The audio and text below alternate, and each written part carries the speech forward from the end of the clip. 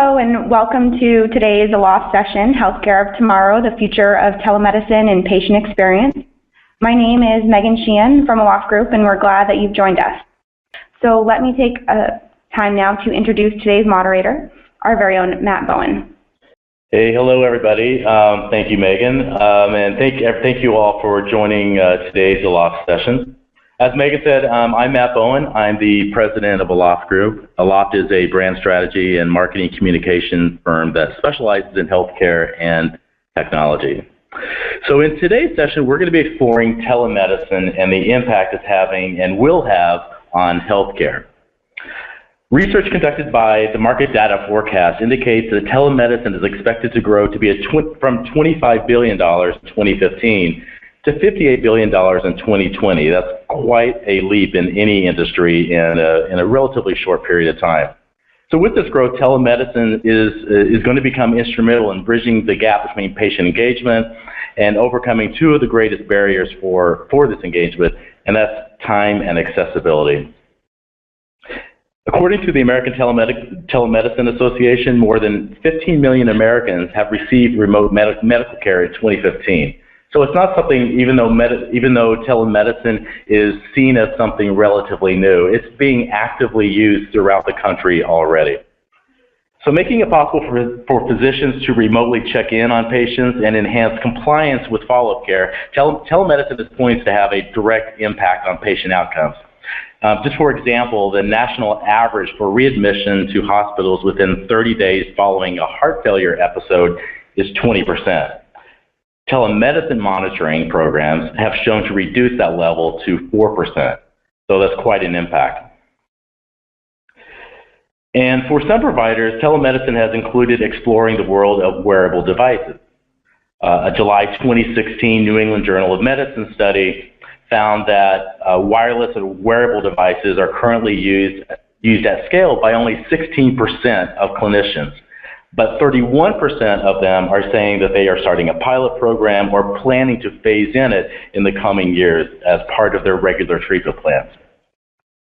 So there's a lot of buzz going on around telemedicine or telehealth, as it's also referred to. And today we're going to do a deeper dive into exactly what telemedicine is, what it means, what we see as the future, what the future of telemedicine may be, and for those of you who have joined us today, how it may have a direct impact on your business, if you're on the technology side of things, or if you're on the provider of things, how it could have a direct impact on your delivery of medicine. So to help us explore this more deeply, we're going to look at this from two different perspectives. Joining me today we have three folks actually. The first one is Joan McFaul. Joan is the Senior VP and CIO of Southcoast Health System. Southcoast is a nonprofit, a system that provides health services throughout southeastern Massachusetts and Rhode Island is their footprint. Southcoast has 4 hospitals and 40 physician practices, as well as urgent care centers, a visiting nurse association, an outpatient surgery centers, and numerous ancillary facilities. So Joan, welcome to today's session. Thanks, Matt. Also joining us today, and this is from the technology side, so we're addressing this from two fronts, from the provider side and the technology side. So also joining us today, we have two folks from Fruit Street. We have Dr. Asif Ali, he's the CMO, and Dr. Adam Prince, who's the Director of Sales. Fruit Street is a supplier of telehealth software that enables healthcare professionals to conduct video consultations with their patients and monitoring the diet and lifestyle of their patients using wearable devices and mobile applications. So welcome you both, Asif and Adam, as well. Thank you, Matt. So I think we probably best would be to start off with defining exactly what telemedicine or telehealth actually is. I think there is a general level of confusion about what it all encompasses. It's being used as kind of an umbrella term. So let's start off with definitions. So Joan, I'd like to start with you. You know, from a provider's perspective, when you think of telemedicine, what does that mean to you? I think, I'll put it as simply as I can. I think of it as the remote diagnosis, monitoring, and treatment of patients using telecommunications and other types of technologies. That's what I would say is a very broad umbrella description of how I understand telehealth or telemedicine. Okay, great. Asif, how about you? From a technology perspective, does that sound right to you, or do you define it any differently? No, absolutely. I agree with that definition. But when I look at telemedicine or telehealth, I try to simplify it. I try to simplify it to say that it is a HIPAA-compliant video chat that allows the healthcare industry to do things like remote monitoring, remote healthcare, and even expanding into education and awareness. At the American Telemedicine Association, I did a talk after the telemedicine visit. I see the applications of telemedicine being very broad in scope. I look at saying the term telemedicine like I'm going to go see a doctor. There's so many types of doctors, and there's so many applications of telemedicine, including psychiatric, telepsych, telewellness, acute care, chronic care. And I think we just really scratched the surface of where we can go with telemedicine and telehealth as an engagement tool and as a tool that we can use throughout the course of the person's life.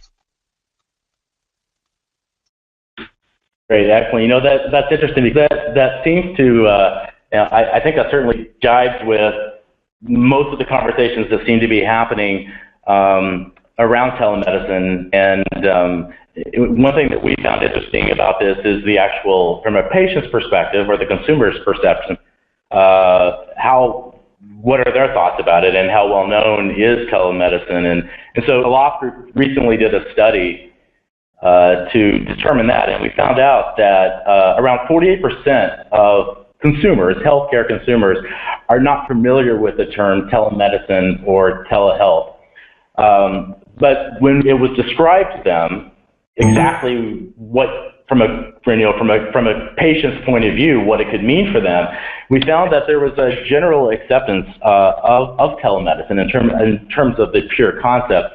You know, for example, 78% said that they would be at least somewhat comfortable interacting with a physician via online video or online chat. And 51% have received an email or a text message from a doctor or a clinician. So, you know, maybe the text message and the email is maybe an entry point into telemedicine, and maybe that next step up possibly could be a video chat, Asif, as you said. We also found that around 72% described the interaction as a positive or convenient, and this was when they were describing the experience in terms of having these direct interactions with the physician, that they in general they thought it was a nice positive experience for them. And 30% of them said that they would not be comfortable losing this or forgiving this traditional face-to-face treatment. And if you flip that, of course, that means that around 70% would be somewhat comfortable with the idea of having of this non-traditional treatment, of not having a face-to-face but using a video chat or some type of a remote access or consultation with their physician.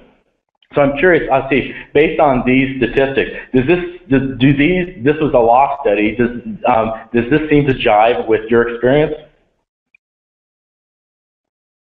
So I think the data is it's fairly accurate. At the American Telemedicine Association, they actually expanded on this data.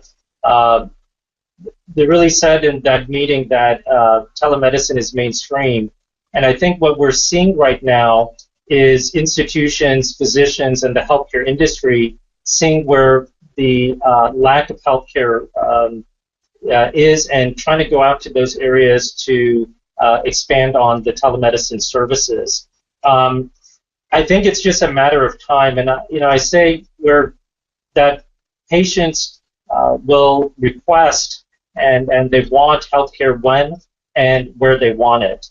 And I think it's having one, the familiarity that you can have telemedicine visits online and be able to take care of many of the needs. I can give you a prime example of some of those areas here in Texas where ambulances were going out and seeing patients that were not considered really acute issues, and we're able to use telemedicine to see a physician in the ER and triage at their home, which I think is really fascinating because it decreased the ER visits and patients that could have been followed up chronically. I think as we expand the ideas, institutions expand the user cases, I think we'll see that this becomes more of a mainstream process, and I think we're on the cusp of getting there. Great. Okay. This is. Sorry, can I comment? Yeah, please do. Please do, Joan. Okay. I would add. I think in our particular area, our demographic, we tend to have a bit of an older population, and I think what we're finding is that younger people are, completely on board with this type of technology and with remote visits and video visits. As they get older, or a lot of people especially where English is not their first language, not that you can't compensate for that with technology, but there tends to be a bit more hesitance and using technology for video visits. That said, I think that we have been looking at telemedicine as a way to provide specialist expertise, for instance, in our urgent care centers, where you have a primary care physician or an extender who needs to do a quick consult with pick one, dermatologist, and that we're able to do three-way. And that's a good way for the consumer to become, or the patient to become comfortable with this type of technology because they see their provider using it as well. It's kind of a cool use case. Yeah, very much so. And continuing on that thought, Joan, can you just kind of speak to exactly what is Southcoast's general strategy or approach to telemedicine? So we have a couple things that we're looking at. One of the needs that we have, given where we're located, is access to certain types of medical expertise, medical specialties. So an example would be psychiatry. Another one is neurology. Those are examples of experts that we would like to bring in, and we want to have access to them. So that's not necessarily a part of the technology, but that can be a really significant advantage if we can find providers that have, providers meaning vendors that not only provide the technology but provide the expertise as well. And there are some vendors out there that do that. So that's one thing we're looking at, whether it's through a vendor or through just partnerships that we do on our own. Also, we are looking at providing we are an Epic shop, and so we have MyChart. We are looking to exploit the video technologies within MyChart because, obviously they're already integrated with our electronic medical record, and to the extent that we can integrate with our electronic medical record is desirable. So. But that's kind of a two-point strategy: exploit what we already have in Epic and look to see if we can establish relationships with hard-to-get medical specialties.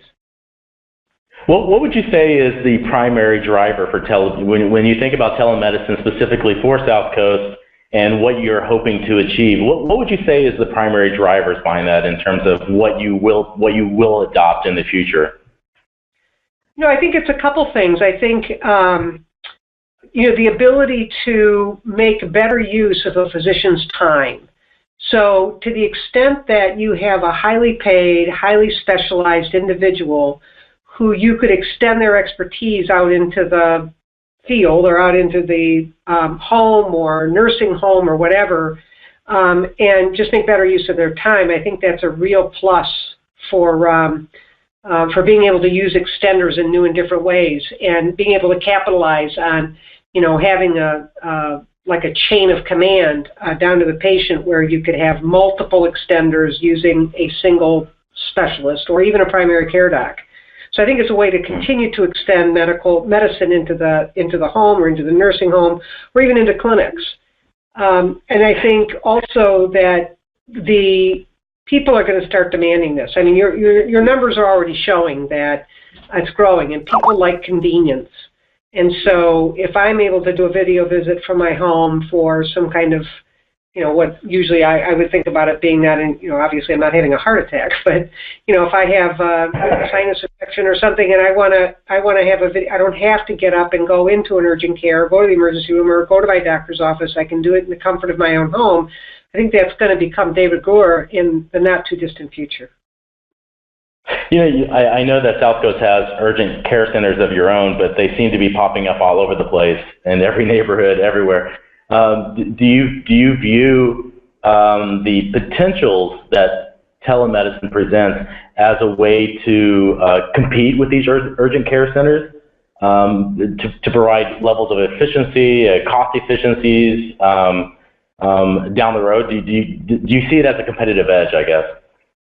I do, and not only from an urgent care perspective, but from from physician practice perspective, and I also think it may lend itself to a more efficient way to run your physical plant, because if you don't have to have an MD or DO at every site, but can have one MD or DO cover, say, 2 sites, but they're remoted in.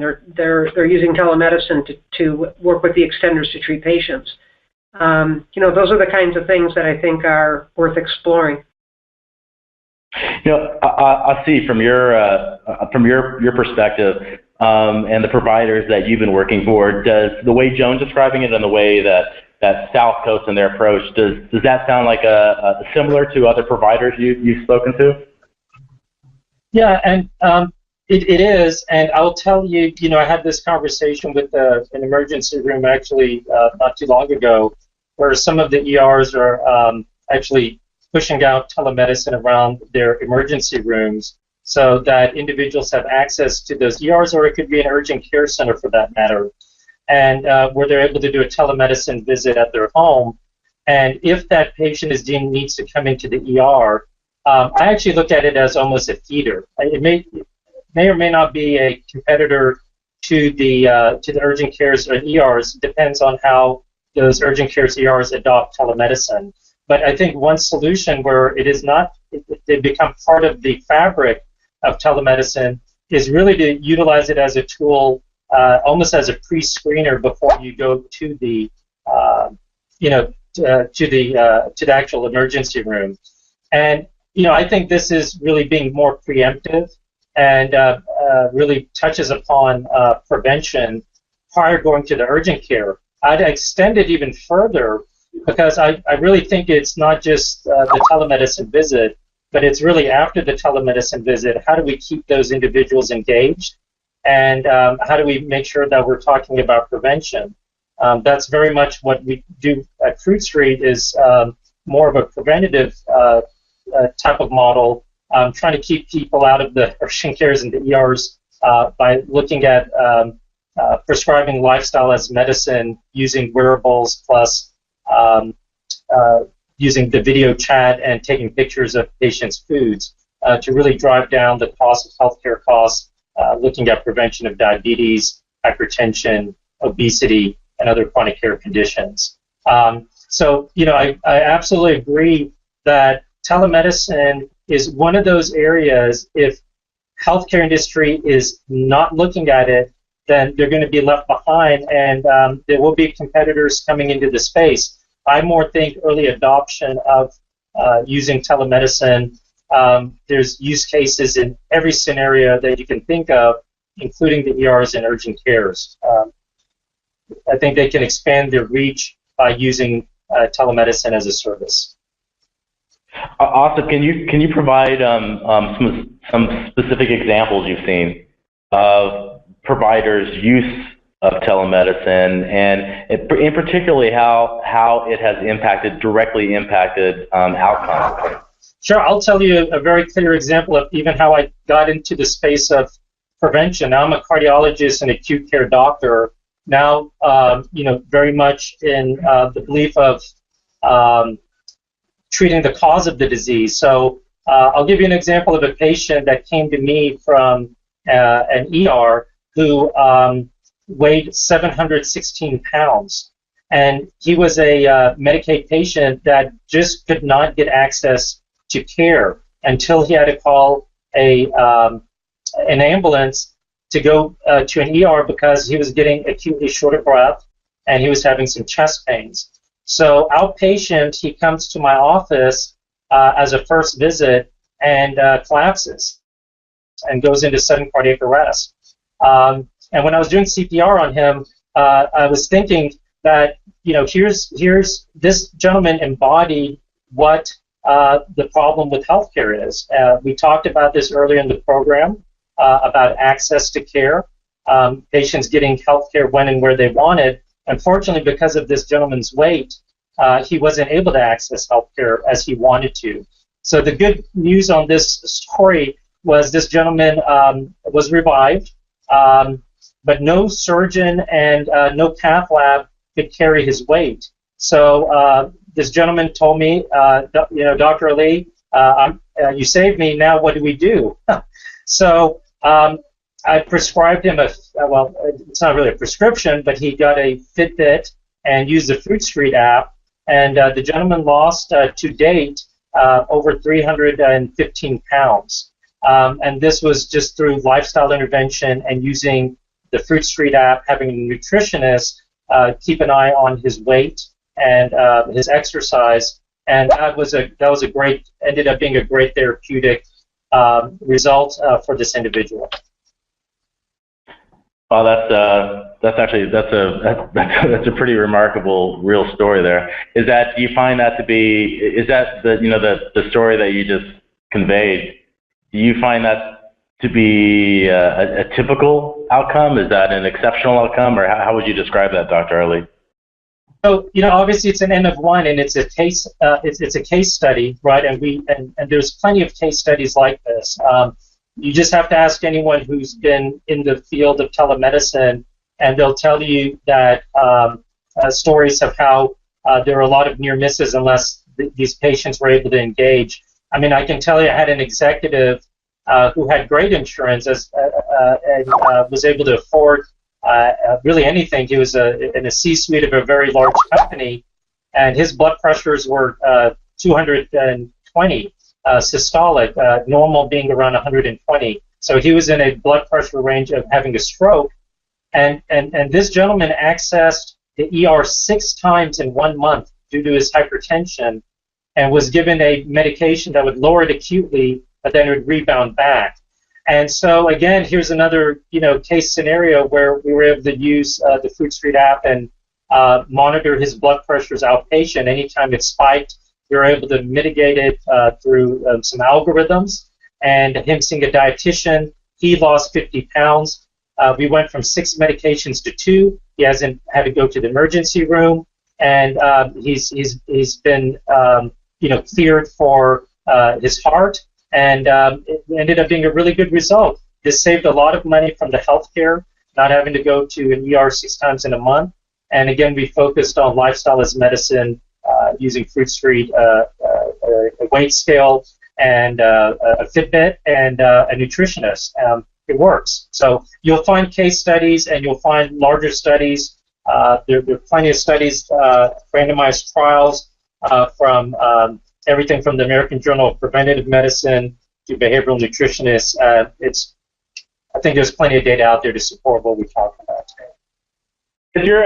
I know specifically your technology and with Fruit Street, you've been focusing on obesity and wellness. Is the intent to expand beyond that in the future? So I'm happy to take that from the Fruit Street side. Our product, I think, obesity and wellness are so tied in to so many different diseases. You have diabetes, you have heart disease, you have hypertension. We view Fruit Street right now as an obesity program because we really want to perfect that use case. We want to be the perfect weight loss platform. We want to help diabetics achieve that 5 to 10% weight loss to gain better glycemic control. But I really view Fruit Street as a patient communication and education platform, and I view it as a chronic tool. So it's something that can really lead to lifestyle change rather than just in one specific disease that we isolate. As Joan was talking about, emergency care is an endemic problem to this country. I mean, we have so many people who are overloading that system, and we really want to shift the care to prevention. And I view Fruit Street and our goal long term to really do that, to accomplish that shift from urgent care to preventive. I absolutely agree with what they're saying, and the whole prevention issue is huge, and readmissions into hospitals is a huge cost for the healthcare system as a whole. So to the extent, I mean, the use cases they're talking about are great examples, and I'm sure there are a lot more out there, but being able just to monitor patients in their home setting or in a nursing home, to make sure that they're adhering to their treatment plans and are within normal limits on their test results and so forth. I think that is definitely the future. Yeah, as I know certainly from Fruit Street's perspective on this, and from telemedicine and telehealth in general, the idea of monitoring wearables, wireless, whatever the case may be, plays and can play an important role in this. And as part of the Aloft study, we also ask questions about that in terms of people's habits and whatnot, in terms of what their experiences are with things such as Fitbit. And so, for example, we found out that 27% of people are currently using activity trackers such as Fitbit. But what's more interesting than that, I don't think that was that surprising, but what was more interesting than that was that we found that around 60% would share the data that they've collected from Fitbit with a physician via the physician's patient portal, such as Joan, what you're referencing from Epic or whatever the case may be. I'm curious, Dr. Ali, what have you found from this in terms of the wearables or Adam, of course, in terms of the likelihood or how open patients are to sharing their data using wearable devices? So I think that's a great question about the sharing part, and now we're really getting into big data and who owns that data. I mean, I think that's a very interesting conversation. So I've talked to a lot of different data analytics companies, and I would tell you that the data analytic companies that I've spoken to have really looked at not looking at the individual, but looking at the group as a whole and being able to push out that data. I will tell you that insurance companies are very interested in this. We've spoken, Adam, myself, and Lawrence have been all over the world, from Blue Cross Blue Shield to London, and talking to other large insurance groups.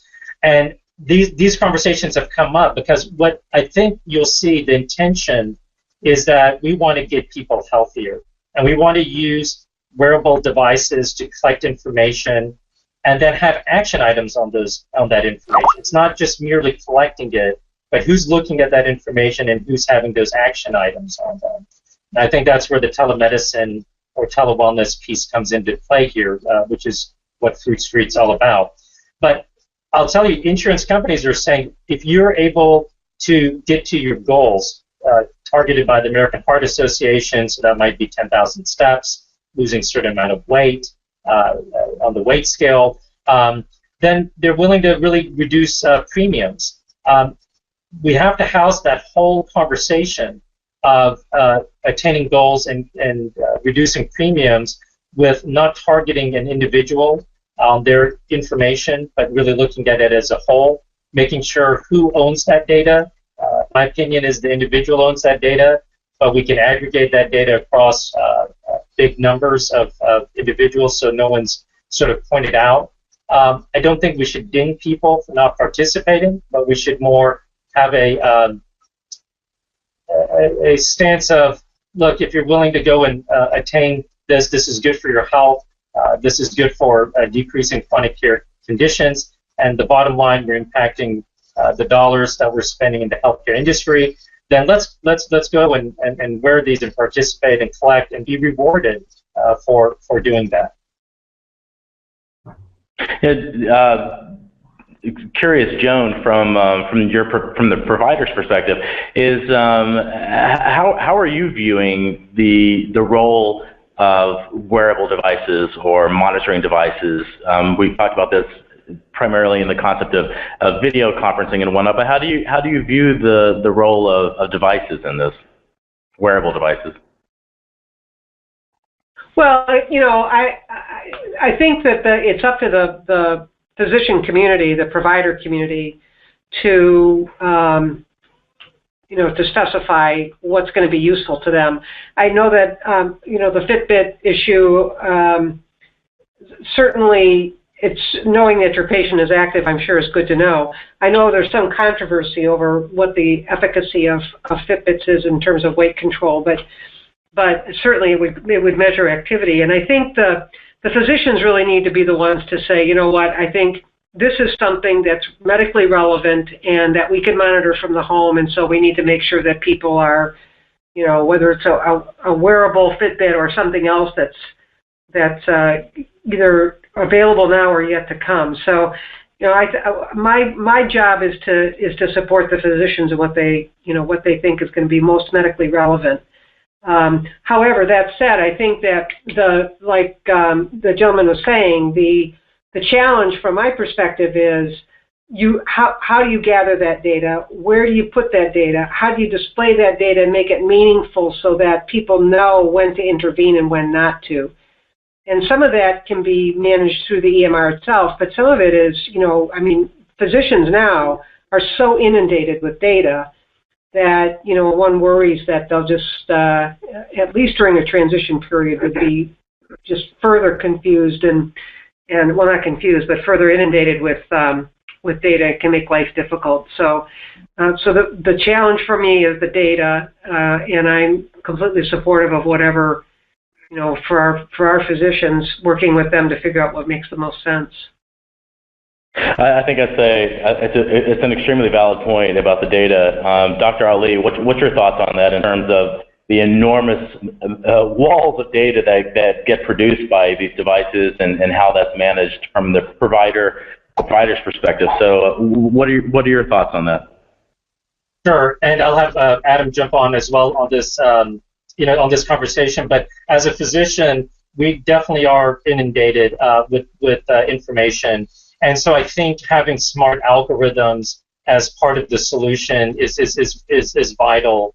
Whether you look at chronic care condition codes, CCM codes, or diabetes prevention program, lot of data. And I think when electronic medical systems rolled out, physicians got a bad taste in their mouth in the technology and how that was rolled out. So we don't want to we don't want to repeat history.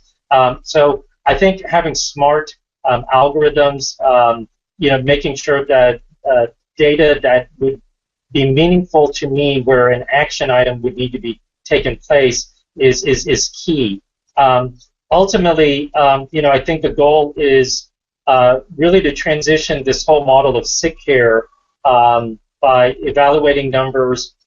I look at when we look at a typical patient, and if you think about this, you're lucky if you get to see a physician for an entire hour in an entire year. A physician encounter with the patient is typically, 15 minutes if you're lucky, and you may have 4 interactions in a year. So if you really take a step back, that's an hour.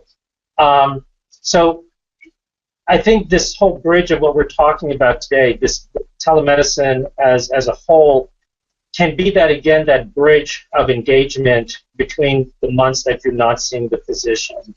And being able to collect meaningful data during that transition My goal in my practice is really to audit patients' wellness in their 3-month visit, really to transition from a sick care to a well care model. We want to take care of their sickness, but really, really focus on the preventative aspects. And that's really where I've focused on telemedicine, is how to really transition patients from sick care to well care and get that meaningful data that I'm going to have actionable items. Just like I was explaining that patient with blood pressures of 220, that'd be a great case in this conversation, because every time his blood pressure went above 140, I would get a ding, and I would be able to talk to him about what he did that day, how much salt intake, lack of exercise, or lack of sleep, so on and so forth. So those were actionable items that were important to me. That data that I received was data that was meaningful for me to take an approach. Do I need every single data point? No, and I think the algorithms that we create are going to be important in that process. And yeah, just to reiterate what Asif is saying, so from our product side on Fruit Street, I want to make sure that providers are able to take the massive amount of data that we generate and really do something with it. Is it meaningful to Asif if I give him, a load of normal blood pressures? Probably not. So where we go in the future is we start to stratify risk. We say, Asif, here, you can sort your patients. Here are the high-risk patients. And these are ways that, you can turn hundreds of points of data into one of three. They're either a high risk, medium risk, or low risk. So Asif, looking to create preventive care for his patients, can now say, okay, I want to talk to these high risk patients before they become emergency patients. I want to talk to my patient who's not taking his blood pressure meds before he goes up to a systolic of 200. I'm going to talk to him while he's at a 160 and make the changes that we need. So our golden rule is, can the provider act on the data that we're generating? Yeah, Adam, are you finding in general that when you think about the individual provider, the physician, are you finding that they're generally accepting to this different approach of looking at data in this way? Yeah, we actually go a little bit further in the preventive. So most of our clients currently are actually dietitians, they're nutritionists, they're health coaches. They're really working on those lifestyle habits. The physicians that we do have are very entrenched in, they have so many requirements about documentation, about reporting, about each piece of data that crosses their desk needs to be recorded and signed off on. So I think, to be honest with you right now, it's one of those slow to change elements, and that's why we're creating features like risk stratification that hopefully should make that much easier for providers going forward. I mean, I do remember, EMRs, they have so many alerts, and there was a whole article about alert fatigue and why having 30 different alerts go across someone's desk might not be a good thing, but if you get one alert and it says, hey, Dr. Ali, this is a high-risk patient, he's going to be much more likely to act on that. So going forward, I think we do have a great strategy in place to reduce that amount of data, which should hopefully help out with what you're talking about. Joan recently, Joan, you just mentioned Fitbit, and I assume you were referring to the study that just came out in JAMA that showed that overweight people wearing fitness trackers over the course of 2 years actually lost less weight than those who did not. This seemingly kind of makes it seem that, or this makes it feel that the technology may be questionable in its effectiveness. Dr. Ali or Adam, what are your thoughts on that, to that study? Sorry, Matt, I think you just cut out there for a second. Could you just repeat the study that you were talking about? Yeah, I was talking about the JAMA study that showed that overweight people wearing fitness trackers over the course of 2 years didn't actually lose weight. Sure. So yeah, I'd love to talk about that. So this was a really interesting study. The way they designed it, they actually introduced the wearable devices 6 months into the program, and there's a well-used quote from Holly Lofton, who's the director of the weight management program at NYU Langone, and she said that most patients who are successful with fitness devices use them from the very beginning of the weight loss effort. And I think it really highlights the fact that these patients need to come into the study with the attitude of embracing the tracker. If it's thrown in as a second thought, if it's just a little add-on to the intervention, I don't really expect to see that same efficacy because they're not being told to embrace this as a crucial component in the program. Another problem that we had with that study, the intervention there, it was actually arm-based, not wrist-based. So the tracker really, it wasn't a Fitbit, it wasn't one of the top-of-the-line trackers that we're used to seeing now. And I really don't think it simulated the true real-world condition that most patients are using these trackers in. The way most are using them is going to be not a web-based portal with an armband, it's going to be a mobile portal with a wristband. It's much more instantaneous, it's much less of an inconvenience to wear this. And it's, you know, even there's a style and fashion element to Fitbits now. There's this whole culture around it where I think you really have to use the best products out there to show the best effect. The last thing I wanted to say with that trial is they actually focus solely on exercise. And at Fruit Street, we really think that exercise and diet are part of weight loss. I mean, if you go down to the actual empirical equation, it's calories in minus calories out, and you have to focus on lifestyle change for both of those. What are they eating and how much are they exercising, rather than just, okay, we're going to try to get them to exercise more, but really not fully address the problem. Yeah, interesting. You know, I thank you for giving your perspective on that. It's received an enormous amount of coverage, and I think if anybody Googles the study, you'll find all kinds. And there are a lot of perspectives, and because it does seem to contradict exactly what people would imagine would happen, and the supportive of that. So thanks for giving your perspective on that. Joan, I'm curious. From the provider's perspective on this. I think that there are probably a lot of challenges. The future and the idea and the concept of telemedicine, while on one hand sounds like it presents an awful lot of opportunity, I would imagine that it also presents specific types of challenges from a provider's perspective. I know one challenge that's often talked about is that the regulatory side of telemedicine, that it's different from state to state, and that it's in a constant level of change.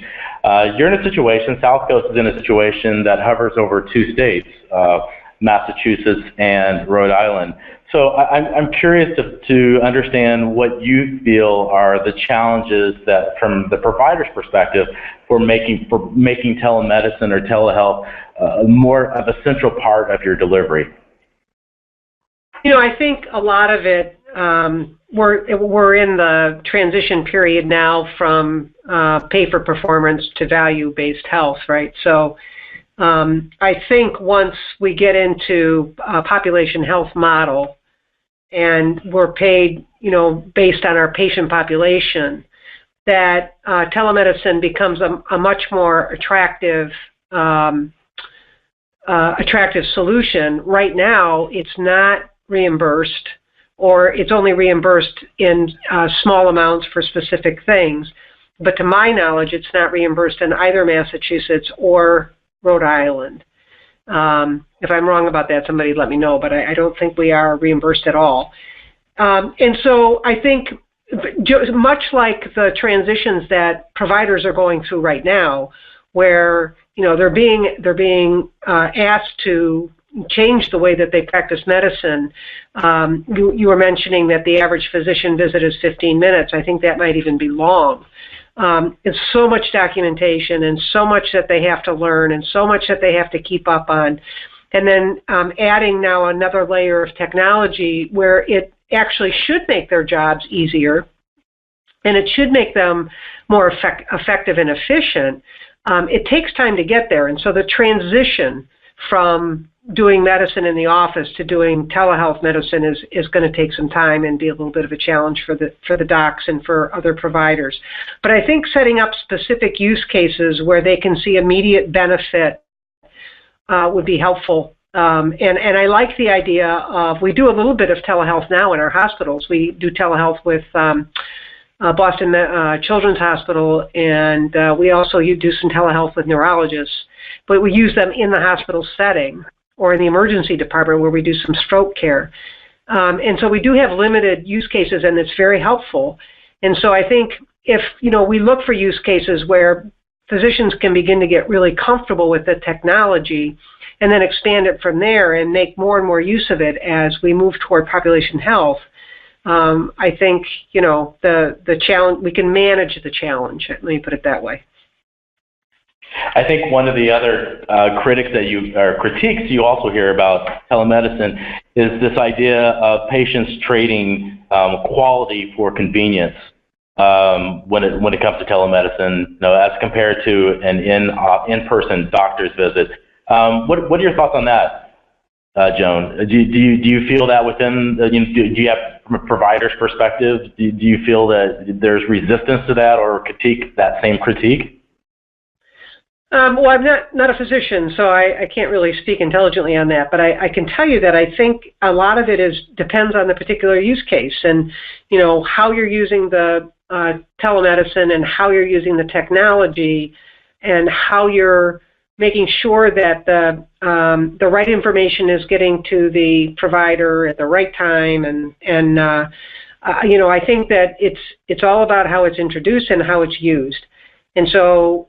I'm an advocate of going slow but sure and steady, and ensuring that you do have high quality. And my experience with physicians is they're they're very very conscious of the quality that they're delivering, and a lot of population health going forward is going to be based on quality. So you're still going to have to be able to show that you're achieving quality metrics.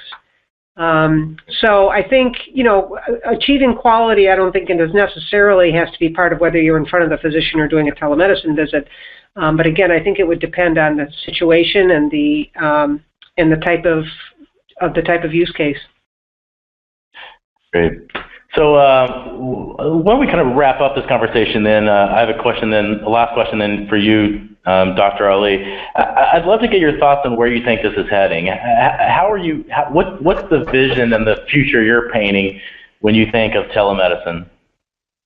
So absolutely, I think the most compelling parts of where we're going with telemedicine, number one is really making telemedicine more interoperable. We talked about quality for convenience, which is, again, patients wanting healthcare when and where they want it. On the flip side, as we discussed in this podcast, that the physicians need to have meaningful information that they can make decisions on. So we talk about quality of information in. We talked about user cases. I see in the next 3 to 5 years that the insurance companies are going to be looking at telemedicine as a mainstream part of how we access care. We already do a lot on our smartphones, from banking to other things, and we know that healthcare is it's a service line. But we have to know the limitations of what we're doing in telemedicine. We have to make sure that we have metrics of success, and how do we measure those.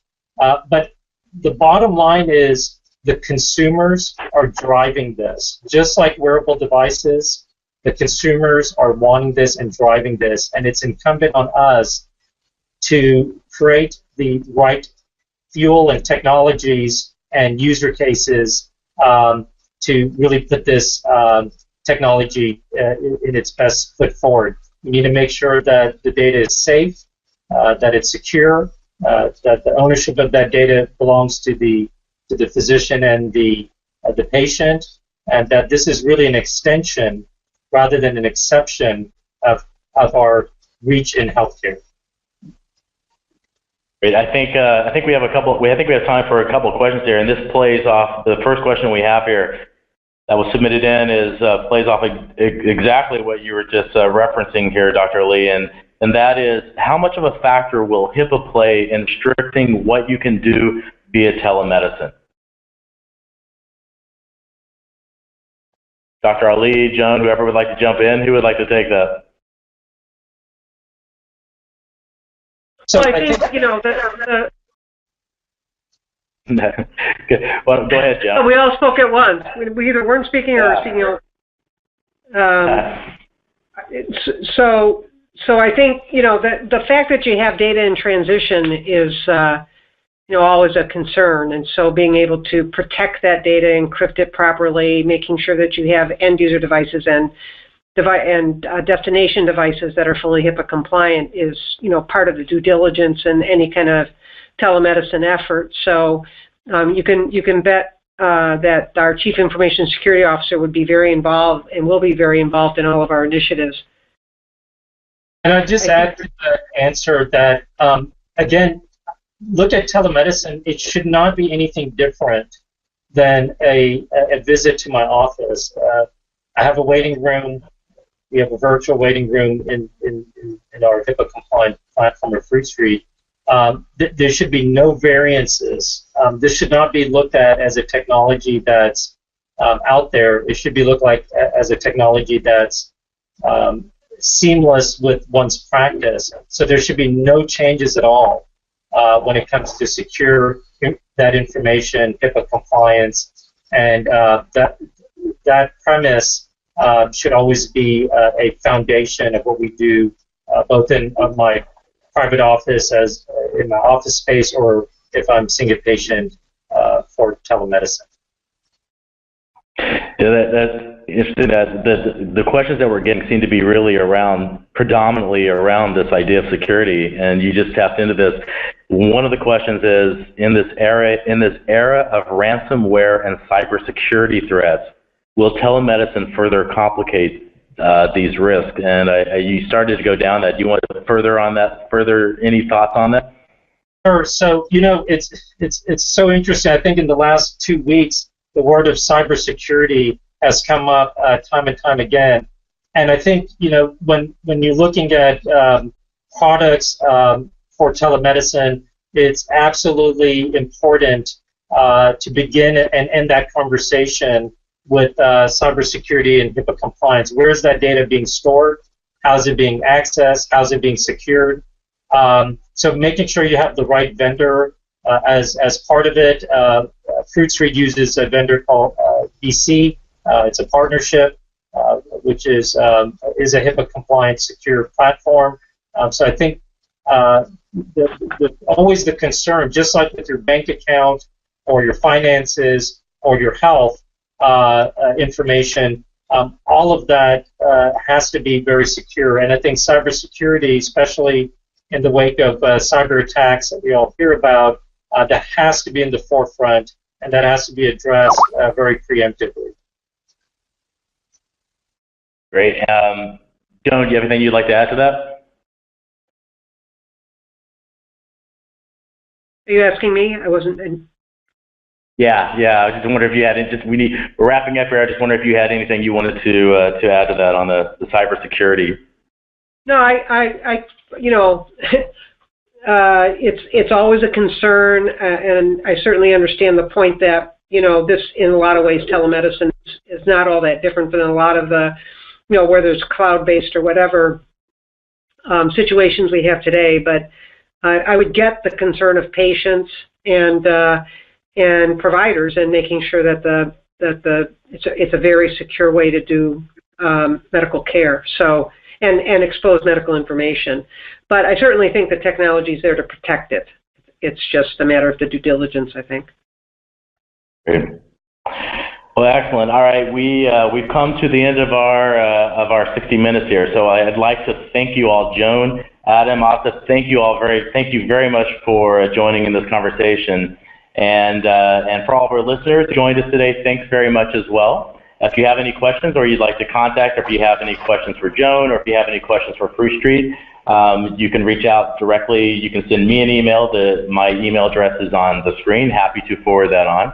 But thank you all very much for joining us, and look forward to hearing you all again on a future Aloft session.